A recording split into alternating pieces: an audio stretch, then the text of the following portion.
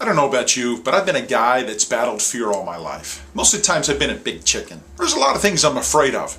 Maybe my most embarrassing moment was when I was about 10 years old. I was super afraid of the dark. Now that's changed. I actually like the dark now, but when I was a kid, wow, that fear was incredibly intimidating. And I remember one night I'm in my bed and I would swear somebody broke in the house about 2 a.m. I could hear it. It was right outside my door. And I had all kinds of imaginations of what was happening. And I don't know why it is, but 2 a.m. seems to be the hour when big, hairy, scary things happen. And nothing good comes of you at 2 a.m. I did the only thing I could think of at the moment. I was in a panic. I snuck out of my room. I'm terribly embarrassed to say this. I crawled under my sister's bed. I went into her room and crawled under the bed. Now I must have fallen asleep, because the next thing I remember is my sister looking over the edge of the bed saying, "Good morning, Eddie." I didn't know what else to do. I said, "Good morning." You see, I couldn't get my head under the bed. A little too big. Even then, I had a big, huge noggin. And I guess I assumed when I did this that the bad guys, if they were in the house, that they wouldn't see me, but they'd get my sister.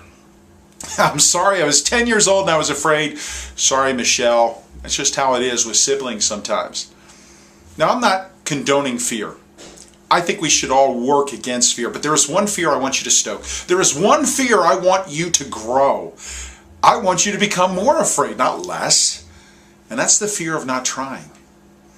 That fear will help you, because that fear has to trump the fear of failure. That's why we don't try. We're afraid to fail. And when we don't try, we don't see creativity, innovation, experience, all kinds of wonderful things that are essential to our life process and to success. I want you to grow the fear of not trying. I want you to get out there and try, and of course then you're going to fail. And those are the stepping stones of our future. Failure actually is fertilizer for your future. See, without it, it's like a farmer who doesn't lay manure every year. Without it, at some point in the future, you're going to see it affect your harvest, the size of your fruit, your yield from your field, to eventually your fields are going to die. And it's the same thing with us. When we stop trying, we die. Not physically, but somewhere on the inside, we die.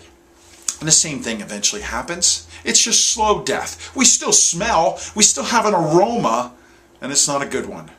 I want you to grow the fear of not trying so that it trumps the fear of failure. I'm still afraid of failing, but I've been on a mission now for 20 years to fail as much as possible. I've been on a mission to grow my fear of not trying, because the only regrets I have in life are the times when I did nothing. It wasn't the times that I failed. I don't regret those things. Actually, most of those, the ones I've learned from, and that's been the majority of them, have yielded a gold mine, a treasure for me. Over and over and over, they continue to yield a harvest. It's the times when I was too afraid to try because I was afraid to fail. I want you to grow your fear today. But not your fear of failure. I want you to grow your fear of not trying. And I want it to become the big, hairy, scary monster at 2 a.m. that you're going to have to face, so that you will constantly endeavor to take action and therefore fail, and hopefully learn and come back and try again. Because your fear of not trying trumps your fear of failing. My name is Ed Carcarey. You've been listening to edcarcarey.com. And I'd love to connect with you. You can find me at edcarcarey.com. Find your passion. You'll find your life.